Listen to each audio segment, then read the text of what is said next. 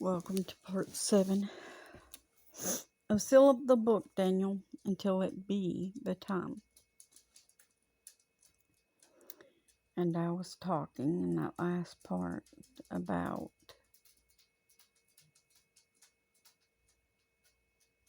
how Nebuchadnezzar, how everyone is like Nebuchadnezzar these days,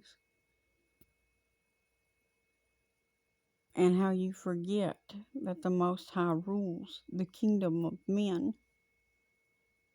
and gives it to whosoever He will. Y'all don't really know the Most High.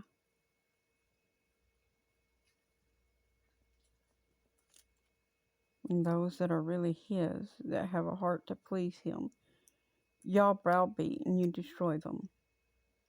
You don't care. You don't understand them. You don't seek to understand them. I speak sternly because I have to, because it is His will.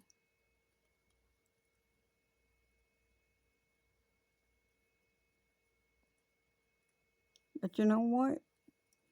He deserves better than he's getting from His creation.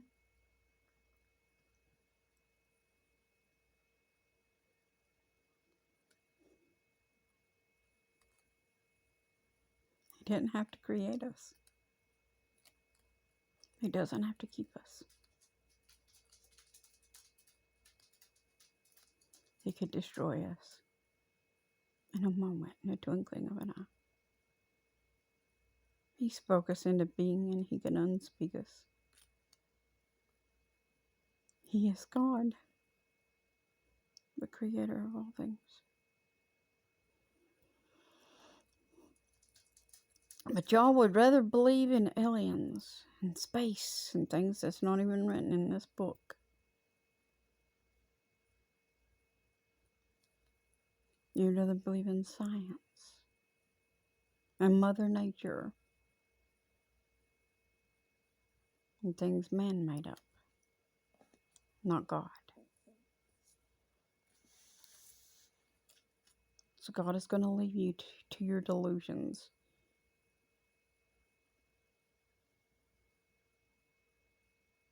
But anyways, I want to get back into this book of Daniel. Verse 26. This is chapter 4, verse 26. And whereas they commanded to leave the stump of the tree roots, your kingdom shall be sure, which means assured, to you, after that you shall have known that the heavens do rule. Wherefore, O king, let my counsel be acceptable to you, and break off your sins by righteousness, and your iniquities by showing mercy to the poor. Wow. You know, I hadn't read this for a while. And that's a lot of similar to what I just said. If it may be a lengthening of your tranquility. All this came upon the king Nebuchadnezzar. At the end of the 12 months, he walked in the palace of the kingdom of Babylon. The king spoke and said, Is not this great Babylon that I have built for the house of the kingdom by the might of my power? Oh my God, that's what I was just talking to y'all. How you all say that. Wow. See, it's been a little while since I read this. I just went the way of the Spirit, and we tend to forget what things say after it's been a little while since we read them. That's why it is important to stay in the Word and refresh our minds. If you're going to preach something and teach it, you should certainly read over it before you do. No, I did not do that with this. The Lord impressed upon me just to do it as I did it. And that's what I'm doing.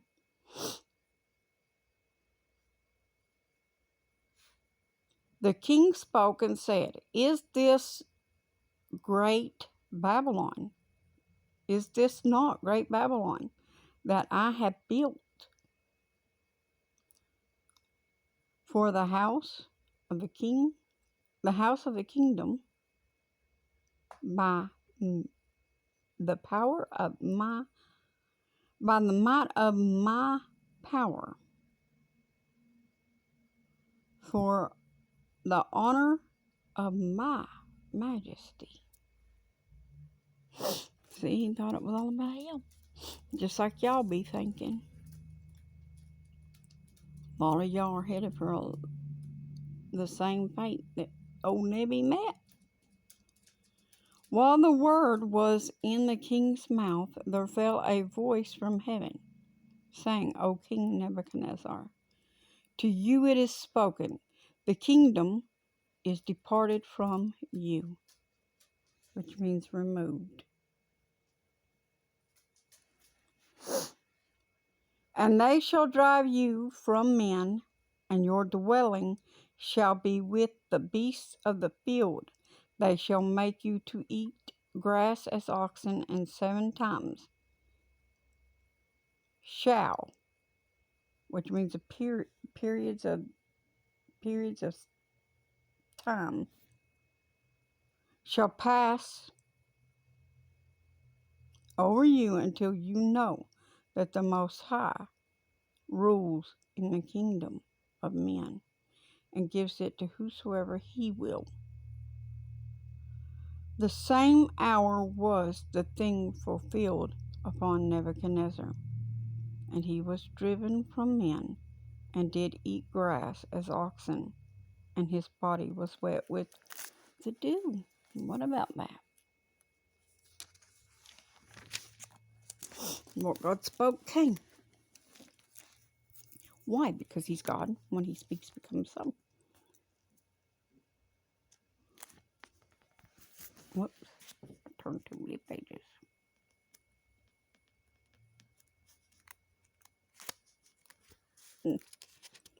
Man, this book. With the dew of heaven till his hairs were grown like eagle's feathers, and his nails like the bird's claws. He lost his mind, y'all. It was just gone from him.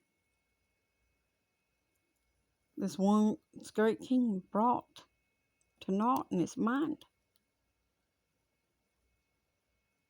At the end of the days, I, Nebuchadnezzar, lifted up my eyes to the heaven,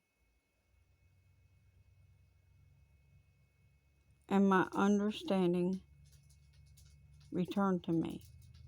And I blessed the Most High, and praised and honored him that lives forever, whose dominion is an everlasting dominion, and his kingdom is from generation to generation. See, God is not changed. His dominion is not changed. Even Nebuchadnezzar knew that his dominion was from generation to generation. And all the inhabitants of the earth are reputed as nothing. And he does according to his will in the army of heaven and among the inhabitants of the earth, and none can stay. That means stop. None can stop his hand or say to him, What do you? At the same time, my reason turned to me, and for the glory of my kingdom, my honor and the brightness returned to me, and my counselor and my lords sought to me, and I was established in my kingdom, and excellent majesty was added to me. It was taken away, but God gave it back just like he promised. Now I, Nebuchadnezzar, praise and exalt, all honor the King of heaven, all whose works are truth, and his ways judgment. And those that walk in pride, he is able, rather, to abase, which means humble you. So when you get so high up on the totem pole, so to speak, thinking everything you have is by the power of your own might, God will bring you down. And he will show you it was by his might, not yours.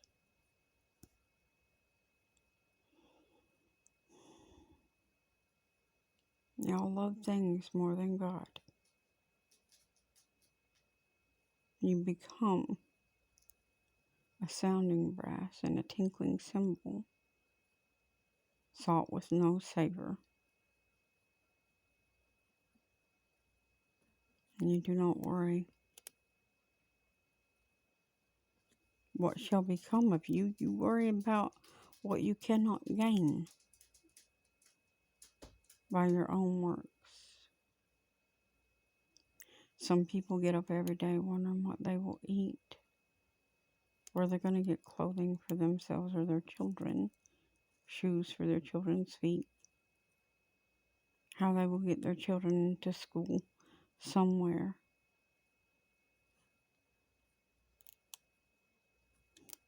Some worry where they will find water or shelter or food.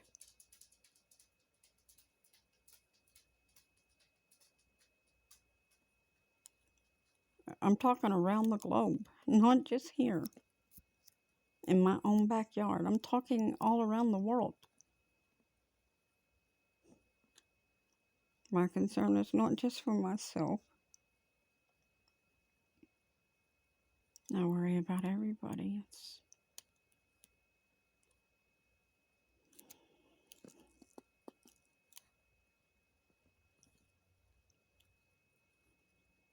I never wanted bad things to happen to people.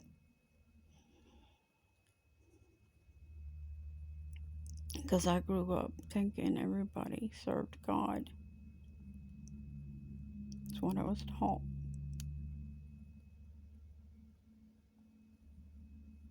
Everybody serves God. No, they don't. They serve a God, not the God. There's the truth in a nutshell. And a lot of them serve self as their God. When you care more about your own vanity than you do someone else, there's a problem there. You're going to be debased. Vanity itself is fleeting. When you care more about your outward appearance and what you look like to other people, because you want people to think you're beautiful and adore you and adorn you and praise you for your looks, there's something wrong. And don't say y'all don't do this, because you absolutely do. That's why there's a billion selfies of you on your social media and so forth. Because it's about you to you. And about how you look to man. And you look very haggard to God. You should know that. You could be the most beautiful thing in God's kingdom.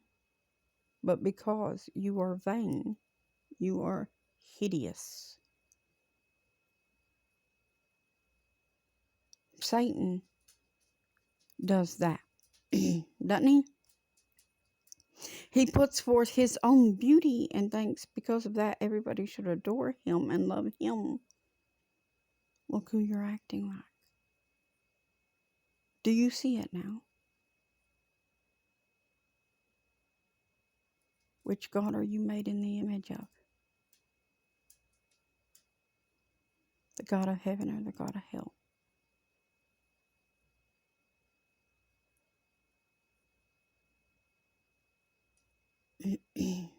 When you act like Satan, that's who you be. Even Satan maketh himself to look like an angel of light, though. Kind and beautiful. Because that is what people want. I will see you in the next part.